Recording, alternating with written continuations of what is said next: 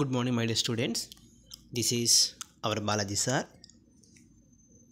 Welcome to ABN and PR College of Science, Kovoru online classes. Chemistry మన final ఇయర్లో కెమిస్ట్రీలో 2 పేపర్లు ఉంటాయండి. 2 పేపర్లలో ఫస్ట్ పేపర్ 5th A పేపర్ 5th Aలో Ramesh sir already first unit చెప్పి ఉన్నారు. సెకండ్ యూనిట్ అండి. సెకండ్ యూనిట్లో 2 పార్ట్లు ఉంటాయి. అందులో పార్ట్ 1 మ్యాగ్నెటిక్ ప్రాపర్టీస్, పార్ట్ 2 వచ్చేసి స్టెబిలిటీ ఆఫ్ మెటల్ కాంప్లెక్సెస్. 2 పార్ట్లు ఉంటాయండి. యూనిట్ 2 పేపర్ 5th Aలో యూనిట్ 2లో 2 పార్ట్స్ ఉంటాయి. ఆ 2 పార్ట్స్లో ఒక పార్టు మ్యాగ్నెటిక్ ప్రాపర్టీస్, ఇంకొక పార్టు హెడ్డింగ్ వచ్చేసి స్టెబిలిటీ ఆఫ్ మెటల్ కాంప్లెక్సెస్. అయితే ఇందులో నేను ఇప్పుడు ఫస్ట్ స్టెబిలిటీ ఆఫ్ మెటల్ కాంప్లెక్సెస్ని నేను స్టార్ట్ చేస్తానండి ఇప్పుడు. ఓకే, అందులో మేజర్గా 3 టాపిక్స్ ఉంటాయి. ఒకటి స్టెబిలిటీ ఆఫ్ మెటల్ కాంప్లెక్సెస్, రెండవది factors affecting the stability of complexes, మూడవది కాంపోజిషన్ ఆఫ్ కాంప్లెక్స్ కాంపౌండ్స్, దాన్ని జాబ్ మెథడ్ అంటారు. ఈ 3 టాపిక్స్ ఈ స్టెబిలిటీ ఆఫ్ కాంప్లెక్సెస్లో ఉంటాయండి. అందులో ఫస్ట్ టాపిక్ ఒకటి నేను స్టార్ట్ చేస్తాను. ఇంకో విషయం ఏంటంటే ఫండమెంటల్స్ అన్నీ కూడా ఫస్ట్ యూనిట్లో సార్ కవర్ చేశారు.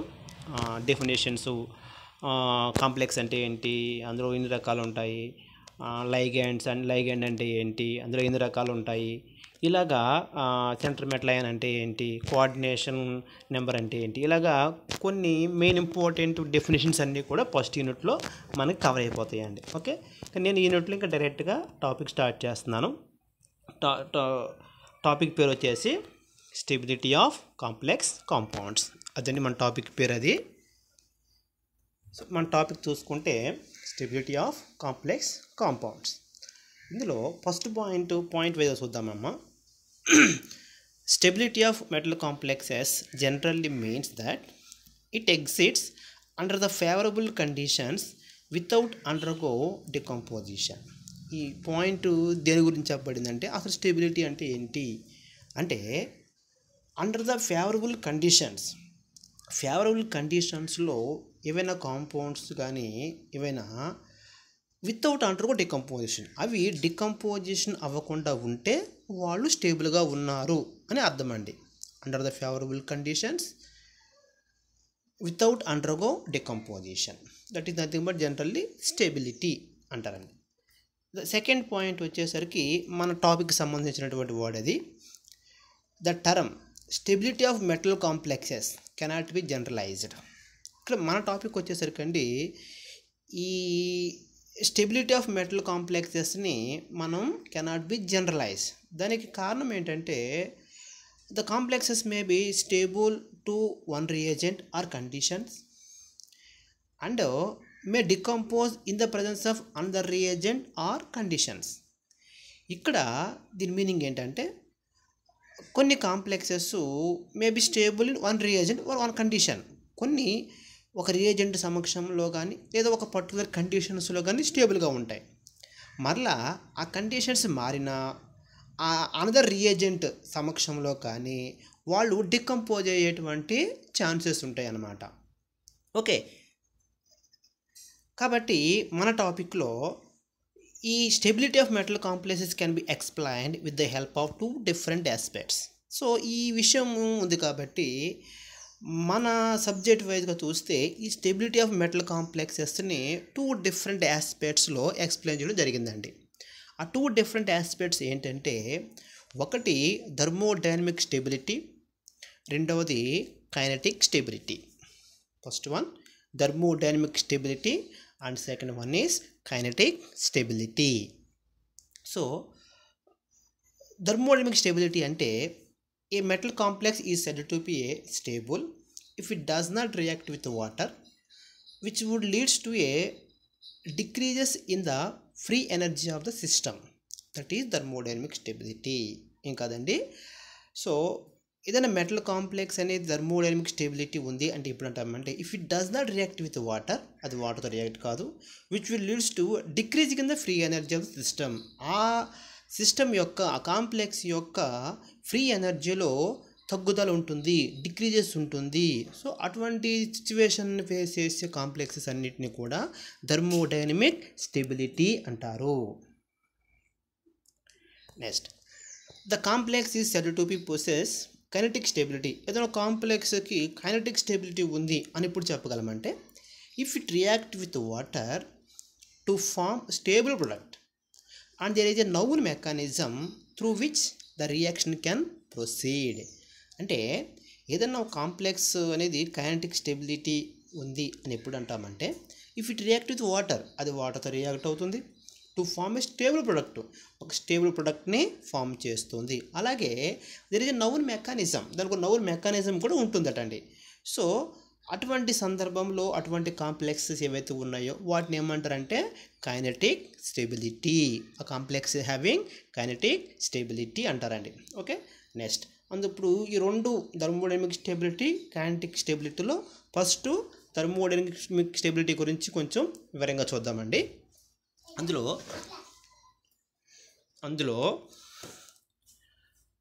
Thermodynamic stability of complex is the measure of tendency of a metal ion to selectively form a specific metal complex and related to the metal ligand bond energy.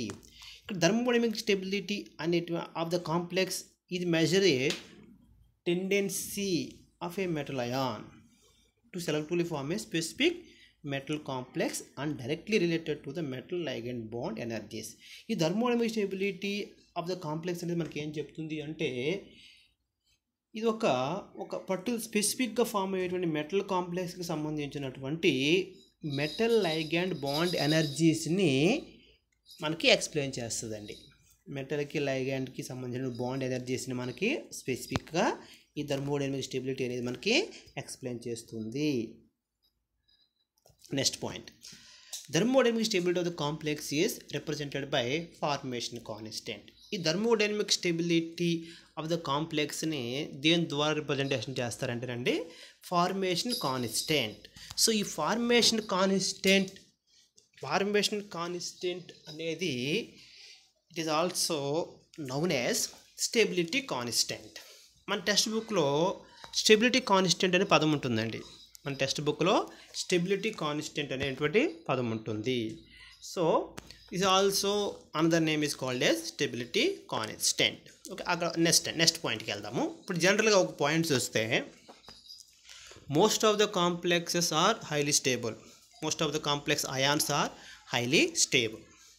However in aqueous solution most of them dissociated to slight extent to establish an equilibrium between the central ion and the ligand. అంటే most of the complex ions highly stable అండి. అలాగే అవి aqueous సొల్యూషన్లో గట్ట వాటిని dissolve చేసినప్పుడు గట్ట అవి dissociate అయిపోతాయి. డిసోసియేట్ అయిపోయినప్పుడు దెర్ ఎగ్జిస్ట్ ఈక్విలిబ్రియం ఒకటి వాటి రెండింటి మధ్యలో ఎస్టాబ్లిష్ అవుతుందటండి. ఎవరికి మధ్యలోను? సెంట్రల్ అయాన్కి అండ్ లైగాండ్కి మధ్యలో. ఈ డయాగ్రామ్ చూస్తే చిన్న ఎగ్జాంపుల్ అమ్మ, ఇది silver complex AgNH3 twice complex అండి. ఇది ఈక్విలిబ్రియం కండిషన్ వేస్తే Ag+2NH3. ఈక్విలిబ్రియం కండిషన్ రాస్తే K is equal to some Ag+NH3 by AgNH3 twice plus. Okay, like this. Here K is called as equilibrium constant. ఇక్కడ K ఏమంటామంటే equilibrium constant. చిన్న formula మీ అందరికి తెలిసిన formula అది. సో ఇక్కడ K is called as equilibrium constant. Okay, అయితే the value of K, equilibrium constant K is found to be very low. K value కనుక బాగా లోగా ఉంటే it indicates that the degree of dissociation of the complex ion is extremely small. ఎప్పుడైతే K value చాలా తక్కువగా ఉంటుందో ఆ కాంప్లెక్స్కి సంబంధించినటువంటి డిగ్రీ ఆఫ్ డిసోసియేషన్ అనేది కూడా చాలా తక్కువగా ఉంటుందటండి. అంటే K value is low, the degree of dissociation is also extremely low, అంటే చాలా తక్కువగా ఉంటుంది. ఆ సందర్భంలో such complex ion is highly stable. ఆ సిచ్యువేషన్లో ఆ కాంప్లెక్స్ అయాన్ అనేది చాలా హై స్టేబుల్గా ఉంటుందటండి. Next, the smaller the value of dissociation constant, the greater will be the stability of the metal complex. ఇప్పుడైతే ఈ వాల్యూ డిసోసియేషన్ కాన్స్టెంట్ వాల్యూ అనేది ఎంత తక్కువగా ఉంటే అంత ఎక్కువగా ఆ మెటల్ కాంప్లెక్స్ యొక్క స్టెబిలిటీ ఉంటుంది.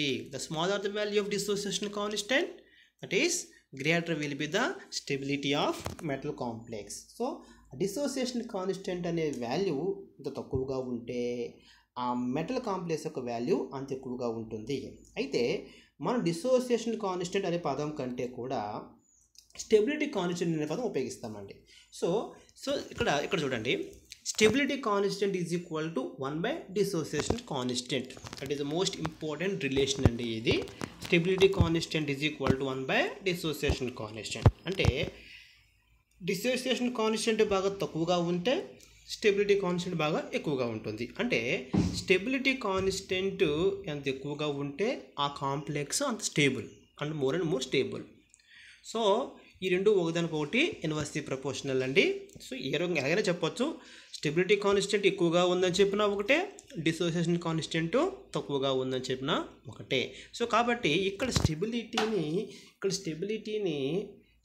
Constant that is equal to 1 dissociation constant. ముందు చెప్పినట్టుగానే డిసోసియేషన్ కాన్స్టెంట్ ఎంత బాగా తక్కువగా ఉంటే స్టెబిలిటీ కాన్స్టెంట్ అంత ఎక్కువ ఉంటుంది, లేదా ఆ కాంప్లెక్స్ యొక్క స్టెబిలిటీ కూడా అంత ఎక్కువగా ఉంటుంది.